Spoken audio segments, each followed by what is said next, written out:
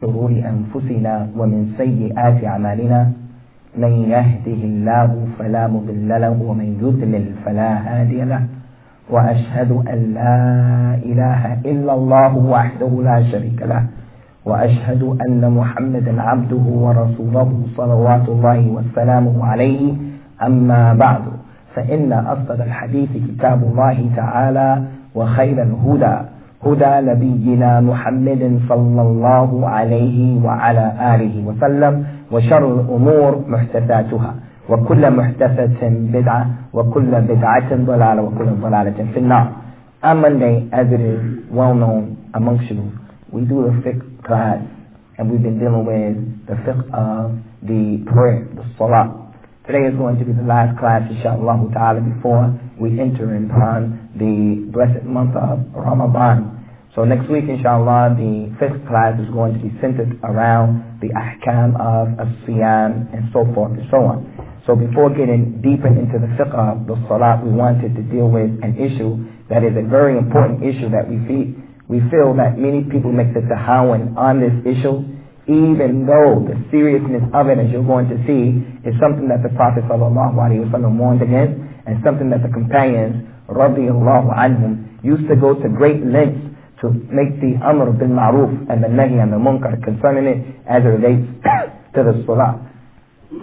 In actuality, ikhwan, this issue is not an issue that we don't know about. So today's dars is going to serve as a reminder. And that is, we wanted to put together a lesson about the importance of taking the sutrah in the salah. The importance of praying towards something in the prayer. Because we've mentioned it on a number of occasions, and maybe because all of the ahadith and all of the statements and the positions of the companions of the Prophet ﷺ, because they're not shared, maybe we don't look at the seriousness of the issue. So that's what we want to deal with today. The fiqh of and the importance of taking the sutrah in the prayer for the men and the women. We want to begin by first talking about the ahkam of the sutrah as it relates to the Prophet ﷺ ordering, making the amr.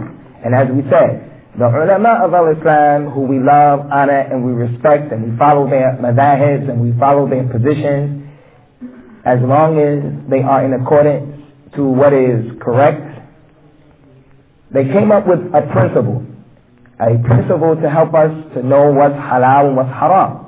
One of those important principles that we have to apply right here is the principle in usul al-fiqh that says, al-amru yufidu al-wujub illa an ya'ti as-sarif wa yusrifuhu ila al-nadab or al-istihbab. The command of Allah in the Qur'an and the command of His Prophet sallallahu alaihi wasallam, when an ayat tells you do this or to do that, or the hadith commands you, do this or do that. That command means that that thing that is being commanded is an obligation. It is wajib upon you, fard to do it, unless another issue comes to push it away to show you that it's not something that you have to do, that it is highly recommended.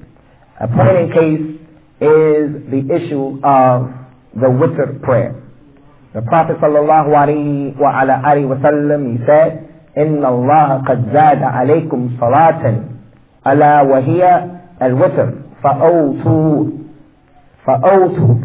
Verily Allah subhanahu wa ta'ala has increased a prayer on your people, and it is the witr prayer.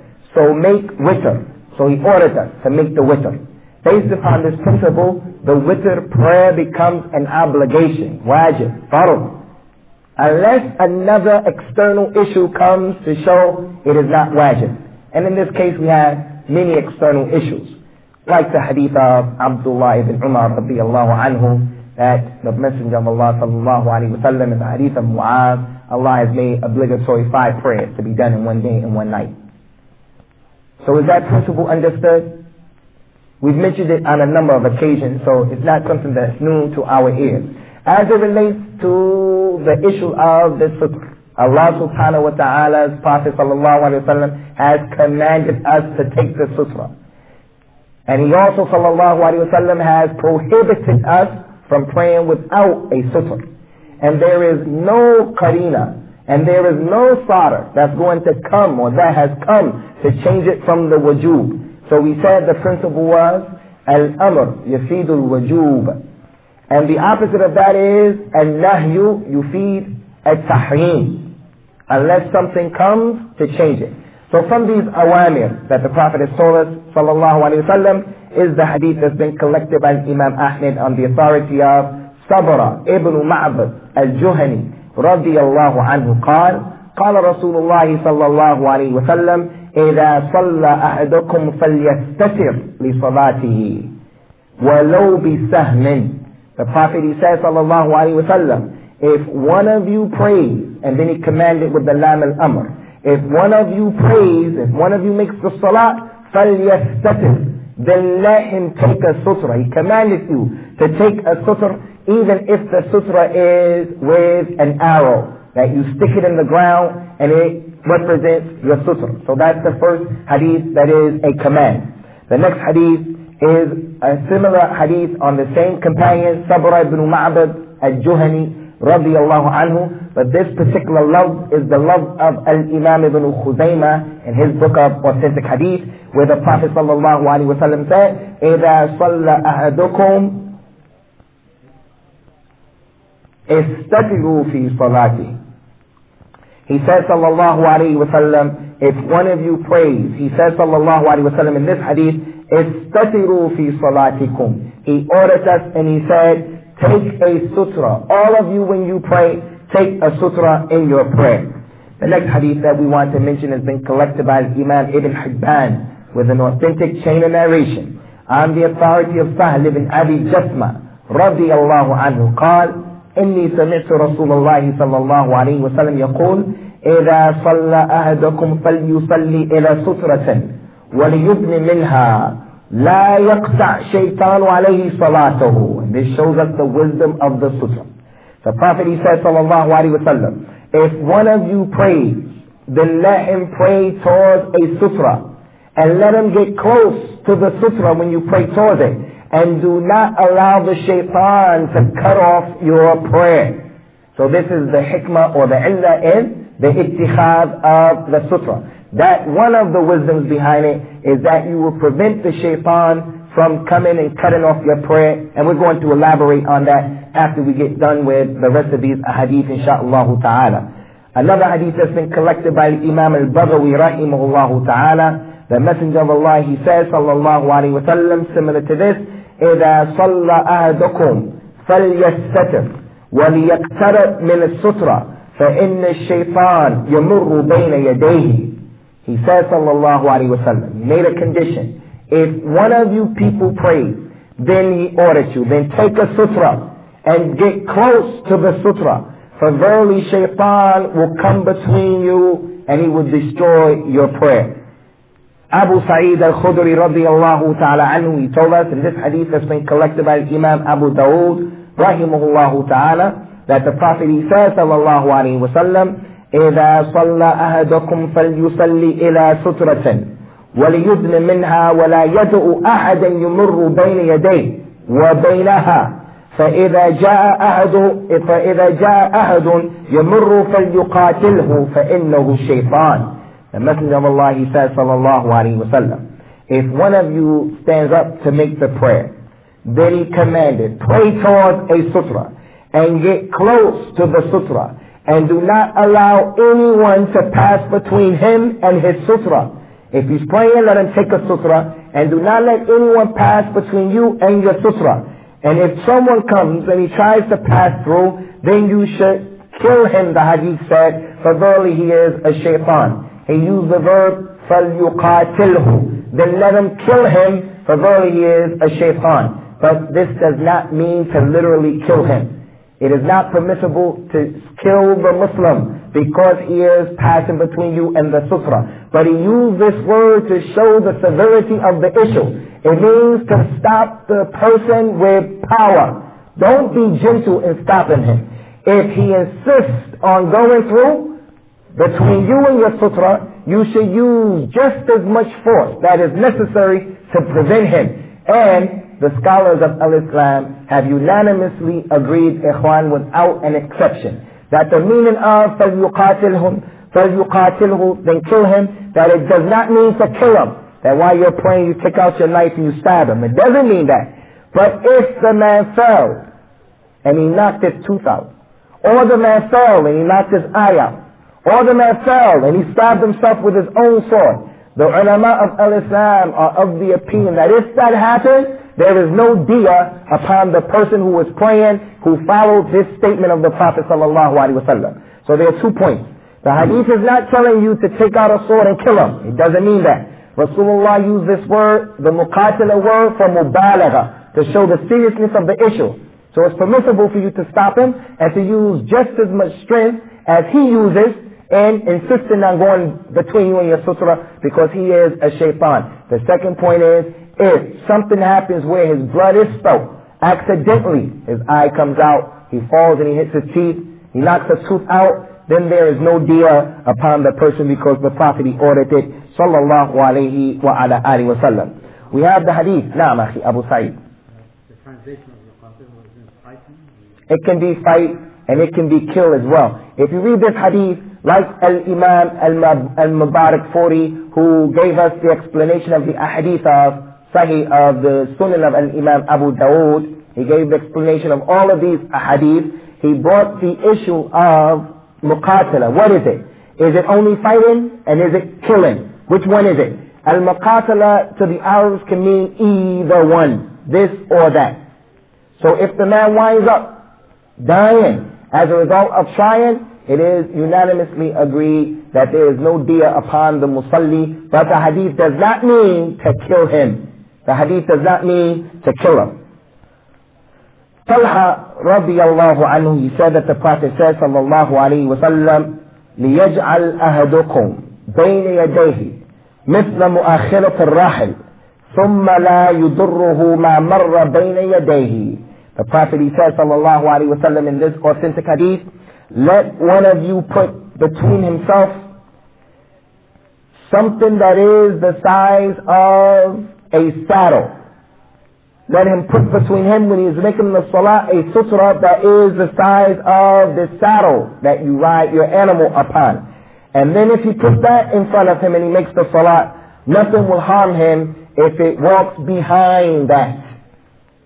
So that explains to us what the sutrah should look like. Those are some of the many ahadith. We have no less than 10 companions of the Prophet sallallahu alaihi wasallam bringing the ahadith in which the Prophet sallallahu alaihi wasallam ordered us to make the sutrah. Now we bring the last hadith that we want to deal with, and that is the hadith that makes the prohibition of praying without the sutrah.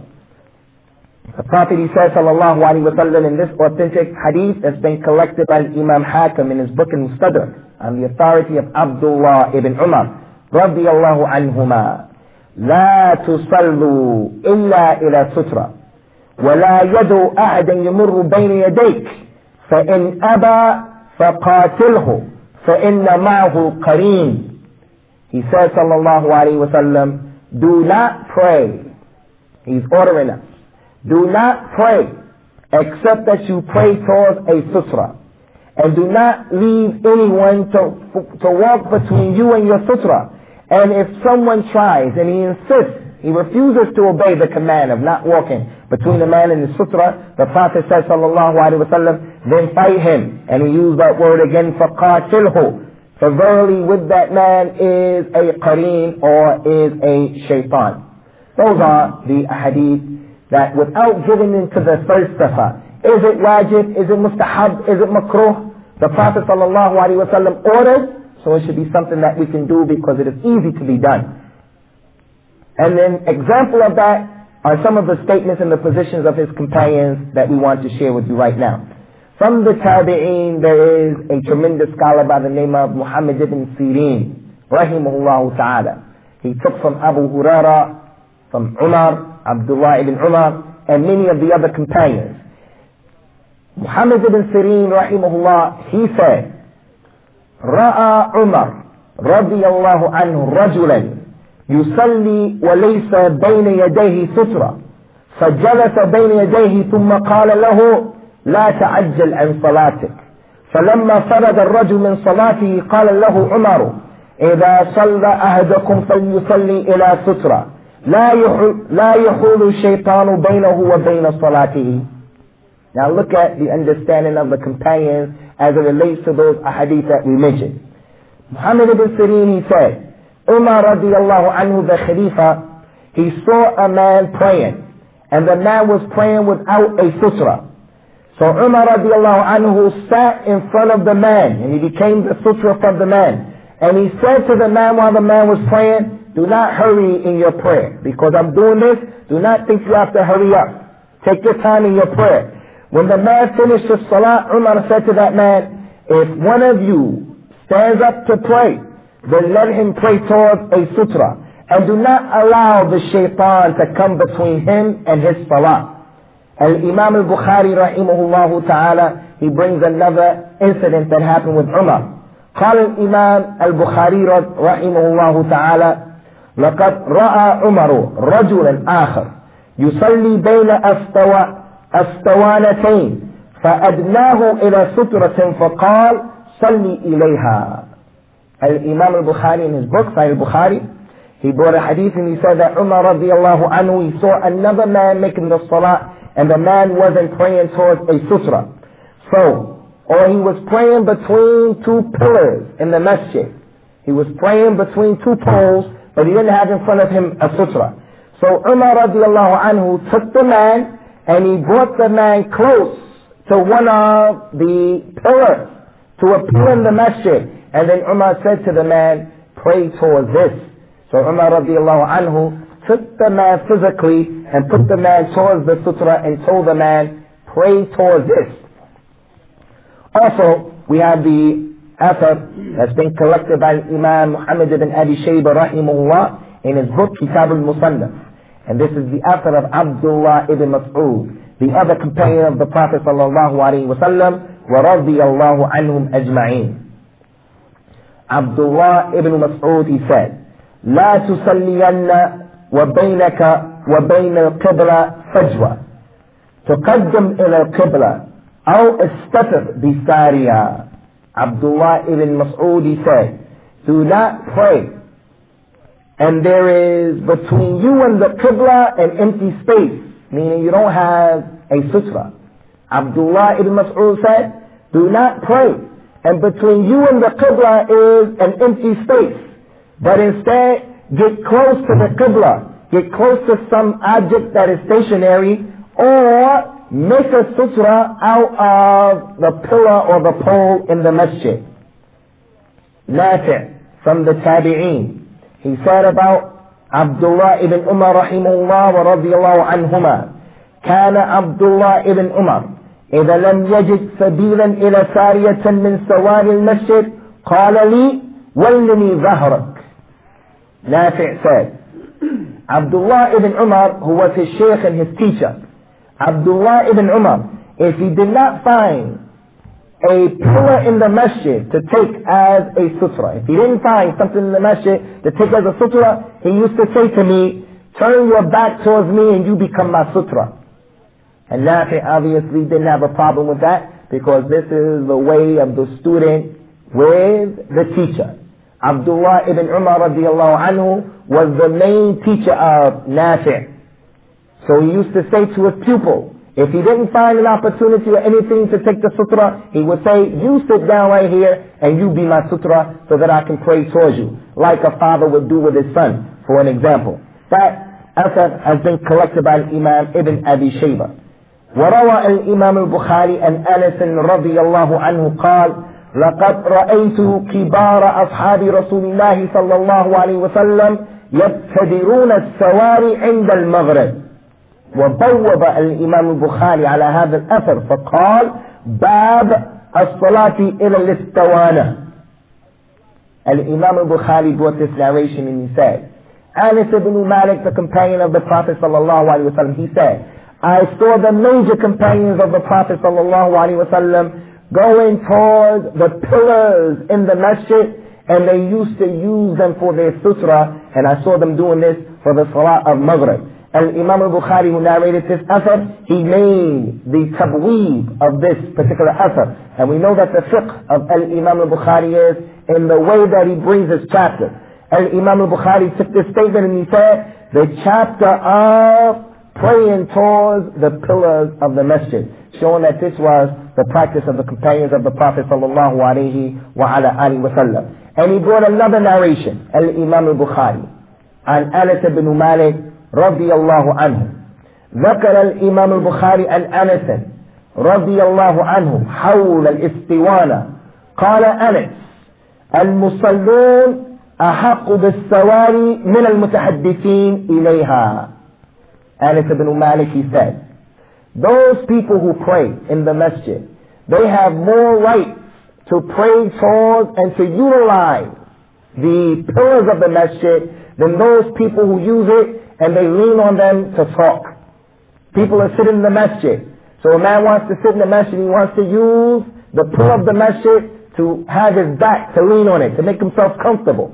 Anas ibn Malik said, the pillars of the masjid, those people who are praying, they have more right to use this. Why? Because this was the practice of the companions of the Prophet sallallahu alaihi wa sallam. So those are some of the athar, some of the ahadith of the Prophet sallallahu alaihi wasallam ordering to take the sutrah, the hadith prohibiting it, and the imtithal of the companions of the Prophet sallallahu alaihi wasallam wa radiyallahu anhum ajma'in, and how they used to do it. Now, something we need to know about the sutrah that we find in these ahadith, and that is the question, what is the space that should be between the man and his sutrah? Sahl ibn Sa'd al-Sa'idi radiyallahu anhu, in this hadith that is muttafaqun alayhi in al-Bukhari wa Muslim, he said radiyallahu anhu, كان بين مصلى رسول الله صلى الله عليه وسلم وبين الجدار ممر الشاة. This companion said that the Prophet sallallahu alaihi wasallam, the place where he used to pray, and the wall that he used to use as his sutrah, the space that would be available for him would be the space that's sufficient for a sheep to run or to walk through. When he would make the sajda, the space that would remain between him and his sutrah would be the space that a sheep can walk through. So that means when you take the sutrah, you're praying right here, and this is the sutrah. This is not the correct sutrah because it's too far. The reason that the sutrah is taken so that people won't walk between you and the prayer that you're making. So the sutrah should be closer than that. It should be to the space where when you make sajda, a small sheep can walk between you and your sutrah. Also, Imam al-Bukhari, who narrated this hadith along with Imam Muslim, he took the tabweeb of this hadith and he said, باب قدر كم ينبغي أن يكون بين المصلي والسترة. The chapter of how much space should be between the one who was praying and his sutrah. So he understood from that it should be according to what Sahl ibn Sa'd said رضي الله تعالى عنه. Al-Imam al-Nasa'i rahimahullah ta'ala, he brings this hadith on Abdullah ibn Umar radiyallahu anhu. He said that the Prophet sallallahu alayhi wa sallam, he entered into the Kaaba on the day in which Mecca was conquered. Rasulullah sallallahu alayhi wa sallam conquered Mecca. And then after conquering Mecca, he, along with Usamah ibn Zayd and Bilal and Uthman ibn Talha, all of them entered into the Kaaba. And they were the only ones to enter into the Kaaba. When they entered into the Kaaba, Rasulullah prayed inside of the Kaaba sallallahu alayhi wa sallam. So Abdullah ibn Umar, he asked Bilal, who was one of the people who entered into the Kaaba with him, sallallahu alayhi wa sallam, he asked Bilal, what did the Prophet do when he went into the Kaaba, sallallahu alayhi wa sallam? Bilal said, جعل عمودا عن يساره وعمودين عن يمينه وثلاث أعمدة وراءه وكان البيت يومئذ على 6 أعمدة ثم صلى وجعل بينه وبين الجدار نحو من 3 أذرع. Listen to this hadith because it gives us a description of what's inside of the Kaaba. When the Prophet went inside of the Kaaba sallallahu alaihi wasallam, they wanted to know, how did he pray? In which direction and what happened when he prayed? So Bilal said, radiyallahu anhu, the Messenger of Allah sallallahu alaihi wasallam, he made the one pillar or the post. There is a single post in the Kaaba that stands by itself. Rasulullah put it to the left of him. And then there are two other posts in the Kaaba that are close to each other. He put that to the right. And then there are three posts that are close together. He prayed with those three behind him. So the Kaaba has three posts that were behind him, two to the right and one to the left. And then Bilal said, and on that day there were 6 posts in the Kaaba. 2 to the right, 1 to the left, and 3 in the back.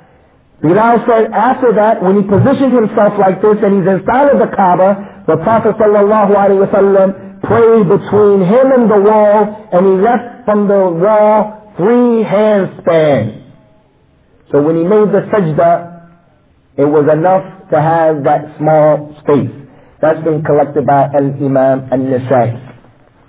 So that helps to show, ikhwan, these 2 ahadith. It shows that when you make the danu that the Prophet ordered with sallallahu alaihi wasallam about the sutra, it shouldn't be far away from you. You shouldn't make sajda here and your sutra is way over there.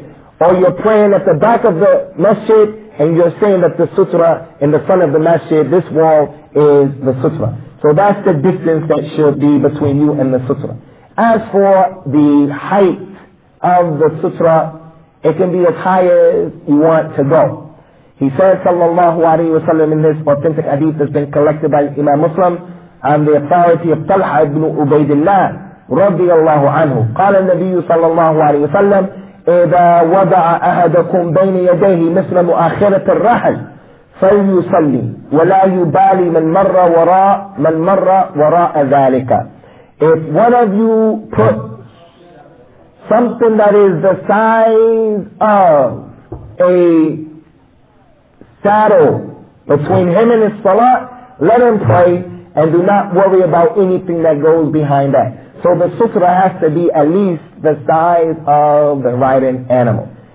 You know, if you had a saddle, it's going to be like this, which means you can't take your pen and you say, this is going to be my sutra. Because the Prophet said, sallallahu alaihi wasallam, that it has to be at least the size of the saddle. Up as high as you want it to go. Aisha radiyallahu anha in Sahih Muslim, she said, سئل النبي صلى الله عليه وسلم عن سترة المصلي فقال صلى الله عليه وسلم مثل مؤخرة الرحل. The sutra of the person who prays should be the size of the saddle. Abdullah ibn Umar radiyallahu anhu, he said, كان النبي صلى الله عليه وسلم يركز له الحرب فيصلي إليها. The Prophet sallallahu alayhi wa sallam used to have a spear that we put in the ground and then he would pray towards that spear. So that shows again, it was high. A spear is 4 feet, 5 feet. The hadith that we already mentioned, Umar sat down, so the height of a man, a chair, the pillar in the masjid, the bed, the wall. The point is that the size of it should not be something that's very low. If you put something like this, like a pen on the ground or a shoe, this is not high enough to be the sutra. It's not enough. A person may walk between you and that. So it should be the size of a camel and you should go close to it. Next to the last issue that we want to mention, ikhwan, is the sutra of the imam is the sutra of whoever is praying behind him. The sutra of the imam, if you're praying in the jama'ah and the imam has a sutra, then the people who are praying behind the imam, they do not need the sutra. But when you pray by yourself, the Prophet says, sallallahu alaihi wasallam, do not pray except that you have a sutra. When the imam prays with the people, he should pray with the sutra, as the Prophet said, sallallahu alaihi wasallam, and the sutra of the imam is the sutra of the people who are behind him. Abdullah ibn Umar radiyallahu anhuma قال كان إذا خرج رسول الله صلى الله عليه وسلم يوم العيد أمر بالحرب فتودع بين يديه فيصلي إليها والناس وراءه وكان يفعل ذلك في السفر فمن ثم اتخذها الأمراء. Abdullah ibn Umar, he said, the Prophet sallallahu alaihi wasallam, if he went out to pray on the day of the Eid, he would order for a spear to be put in the ground so that it would be in front of him, and he would pray towards the spear as a sutra, and the people would be behind him. He would be behind the spear as a sutra, and the people would be behind him. And he used to do that in his travels as well. On the day of the Eid, he would do it because they would pray in the open spaces. And he used to also do that when he was traveling and it was time for the Salah. And for this reason, the Umara, they practiced this. Abu Bakr and Umar and Uthman and Ali. So that goes to show, Ikhwan, that the sutra is not only to be taken in the masjid. The sutra is to be taken when you make the Salah outside in the open or anywhere that you make the Salah. The Prophet, he never left it, sallallahu alayhi wa ala alihi wa sallam. So concerning this point of the sutra of the Imam is the sutra of the people. Some of the people who practice the sunnah of the sutra, some of them go overboard in trying to practice this particular sunnah.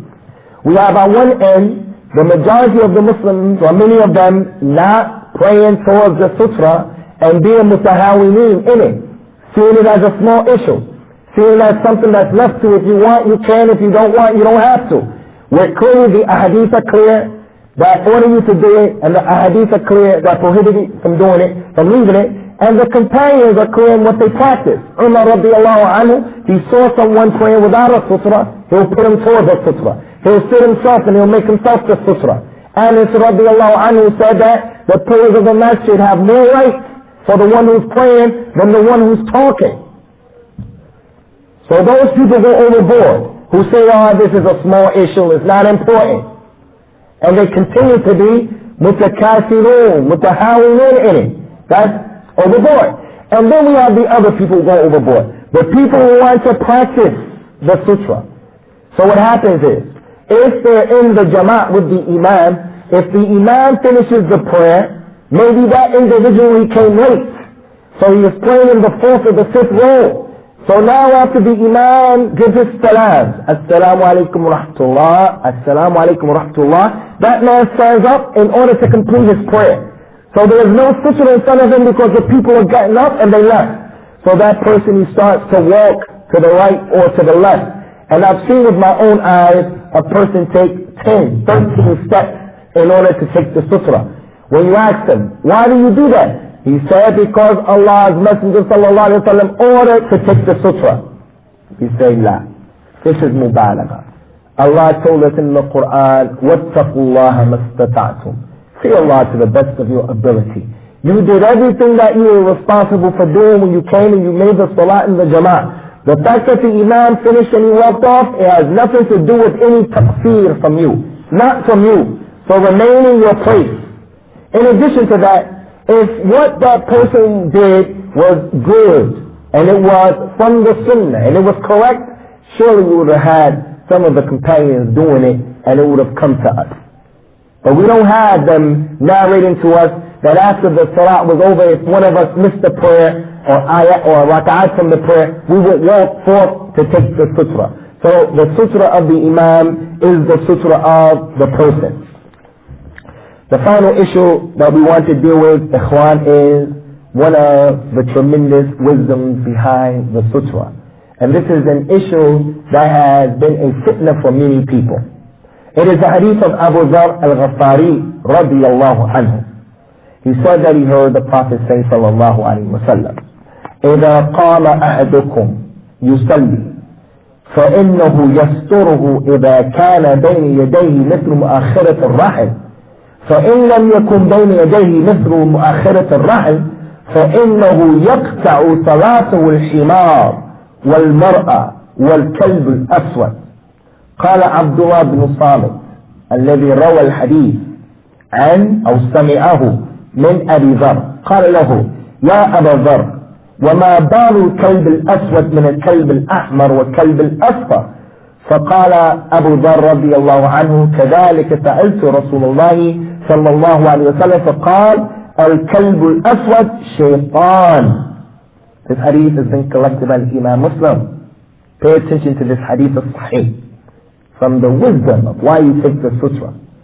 He says sallallahu alayhi wa sallam, if one of you stands up and you start to make the prayer, if he takes a sutra, if he is praying to a sutra, then if he takes a sutra the size of a camel or the size of a saddle, then that will be sufficient for him. That will cover him. That will protect him.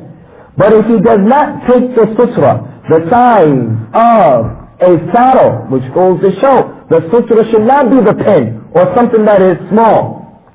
He said if you pray and the person takes the sutra the size of the saddle, then that will protect him. That will cover him. It will be enough. But if he prays and he does not take the sutra the size of a saddle, either it's flat, it's small, or he didn't take a sutra at all. The Prophet said, sallallahu alayhi wa sallam, he said, then verily his salah will be cut off by the donkey, or by the woman, or by the black dog. Abdullah ibn Usamah, who took this hadith and heard it from Abu Dhar, he said, Abu Dhar, what is the problem? What is the issue? What is the situation of the black dog from the red dog or the yellow dog? Why does the black dog destroy the prayer? Abu Dhar radiallahu anhu said, I also asked the Prophet ﷺ the same question. He said, the black dog is a shaitan.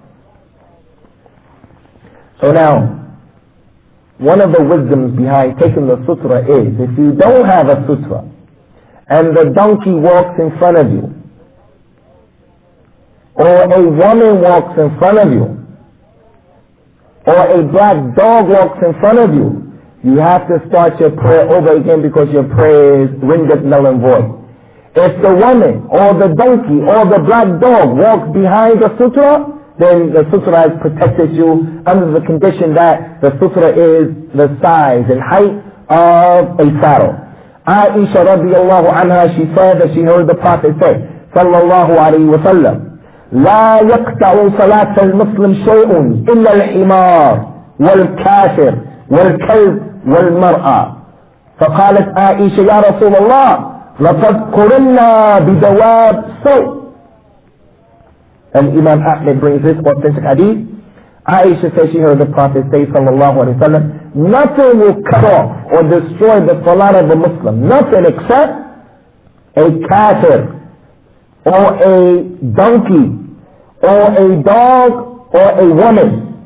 Aisha, when she heard this, being a woman, she said, Ya Rasulullah, have we been made to be like the evil animals?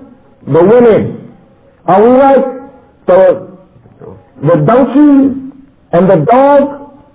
Have we been made to be similar to them? That was her statement. The Prophet ﷺ did not change his statement. So again, this hadith adds on to those three, the kafir. So those four things will destroy a person's salah. Because a person may say now, well still I don't need a sutra because right now as it stands, there are no donkeys around. We're not going to pray towards a donkey. We're not going to pray and a donkey is going to walk in front of us, nor a black dog, nor is another woman going to walk around. But that's not the case. A woman can walk in front of you as well as a kafir when a person is working. And if that happens, those four things, they destroy the prayer of the person. Concerning this last issue, Ikhwan, we want to say that the companions of the Prophet ﷺ, they had a lot of ikhtilaf as to whether or not the woman destroys the prayer. And it's one of those issues in Islam where it's very difficult to take either side. To say yes, it does destroy, or no, it doesn't destroy. Because in each case, there are very strong proofs. In the case of the woman destroying the prayer, we have these ahadith that are clear. Nothing destroys the prayer of the Muslim except, and he mentioned the woman. And there are a number of ahadith like this.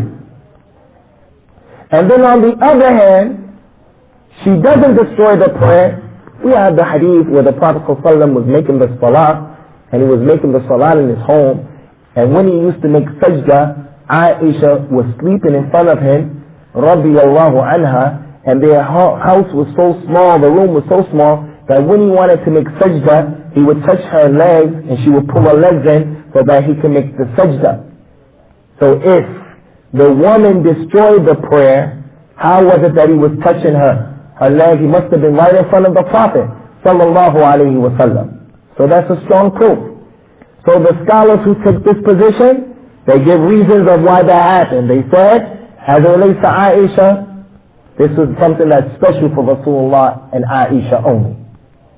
But we reject that because anytime you make the claim of the khususiyah of anyone or anything, you have to bring the clear proof, a text saying this is special. Another statement that they say is, this was abrogated. They have to bring the proof of the abrogation.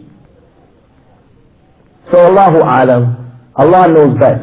Al-Imam Ibn Taymiyyah, Ibn Qayyim, Al-Imam Ahmed, they were of the opinion that it destroys her prayer, or destroys the prayer of the person. Allah knows best.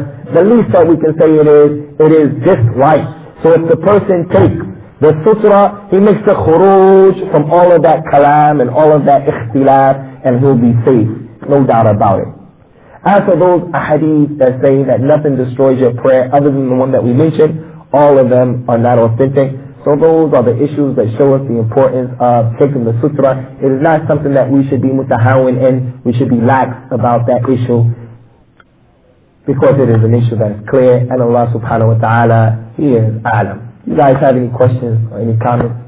Naam, Akhi, Muhammad Salam, and then Al-Akh, Tawheed. Naam, tafadhal. Is the opposite also true? If the woman is praying, she has to put sutra, and if a man passes in front of her, it would nullify her prayer? No, we're not going to make that qiyas. The question is, does the same ruling hold true for the woman if she's praying and she doesn't have a sutra, and then a man walks in front of her? We're not going to say that, because we can only get to that conclusion based upon the text. And there is no text saying that. This is something that is peculiar to the woman. And Allah said in the Qur'an, وَلَيْسَ الذَّكْرُ كَالْأُنْثَى, and the man is not like the woman. There's another issue that is worthy of mentioning here, and that is our Muslim sisters who have followed the da'wah and the call of the deviant people who are astray from the West. Some women will take this hadith and throw it away altogether. And they'll say, why? Women's live, freedom of women. Yes, Al-Islam came and it freed the woman. It freed the woman. And we don't need to stretch that freedom based upon your desires and your understanding. So if the hadith is authentic, we have to see, how did the companions of Rasulullah sallallahu alaihi wasallam understand it? If they understood it a particular way, then we have to understand it that same way. And they unanimously agreed that this is not allegorical, but there was ikhtilaf amongst them. Some of them said the prayer of the woman breaks the salat. Others said no, the prayer of the woman doesn't break salat. So it's an issue of ikhtilaf. The point that I'm speaking about right now is the Muslim woman today, the so-called modern Muslim woman today. She says, no, I'll take that hadith and whip it up and throw it away. Rasulullah, he didn't say that. And she's talking with her own desires, because it doesn't go along with her hawa.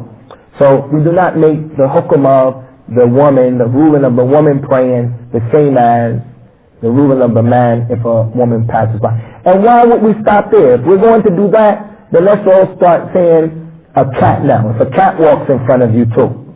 And why stop at a cat? Let's keep on going to the next thing. If a squirrel walks in front of you, and on, and you just keep mentioning any animal that you want. We stop where they stopped at. This is enough for us. Now, Mahi Tawheed.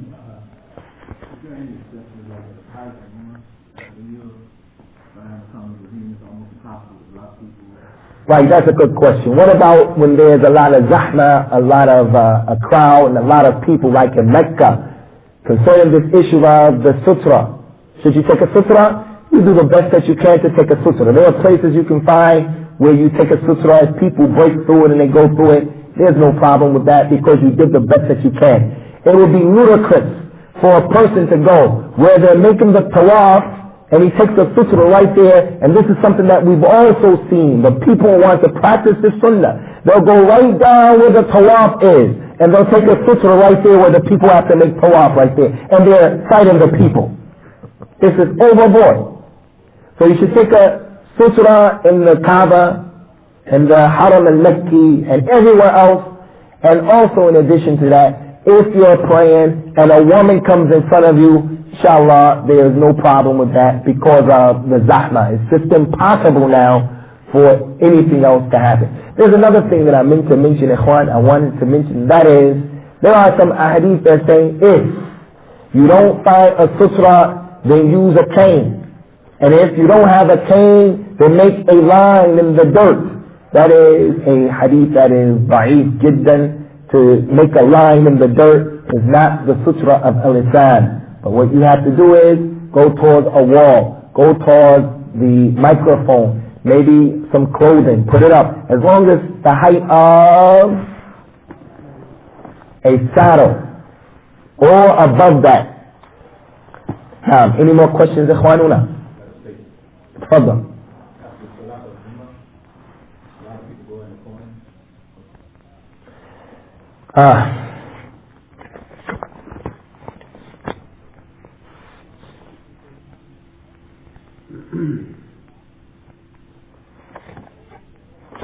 Those people go in the back to make things easy for the people. And Jummah is one of those times, like in the Kaaba at Mecca, there are a lot of people and little space. The question is, on the Friday, in our masjid and in other masajid, people go to the back of the masjid and they start to make their sunnah prayer, the nawafil prayer. Or they can make the nawafil anywhere in the masjid and thus make it difficult for people to pass through. And we know the hadith of the Prophet sallallahu alayhi wa ala alihi wa sallam, لو يعلم ما بين يدي المصلي لوقف 40 قبل أن يمر أمامه. If the person who's about to walk in front of someone knew the evil of it, he would have waited for 40 before he walked in front of him. So that hadith is telling us, before you walk in front of someone who's praying and he's having a discussion with his Lord, before you walk in front of him, if you knew the evil of it, you will wait for 40.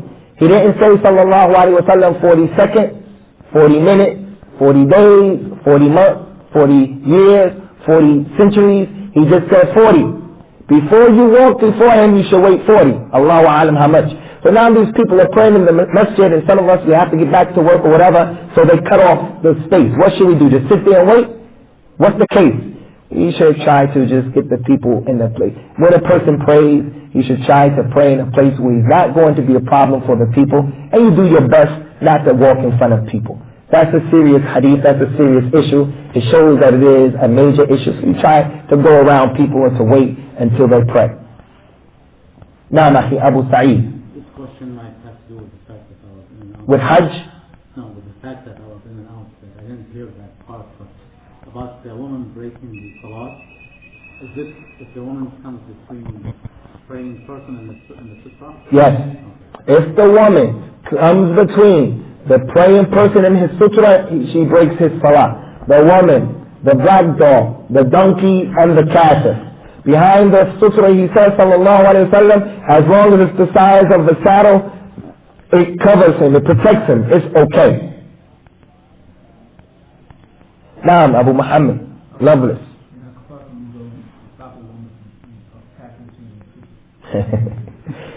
How far can you go in preventing the woman from passing between you and your sutra? The same thing as you do with the man. Whatever the power that's needed to repel her is the power that you can use. And in this case, the hadith of the Prophet sallallahu alaihi wasallam, لِيُضْرَبْ أَحَدُكُمْ عَلَى رَأْسِهِ بِحَدِيدٍ خَيْرٌ لَهُ مِنْ أَنْ يَمَسَّ امْرَأَ لَا تَحِلُّ لَهُ. For one of you to be hit to be hit in his head with an iron pipe is better for him. To get hit in his head with an iron pipe before touching a woman who's not halal for him. This hadith is not applicable now, because he has another text in which he's been told to stop her. It's like jihad.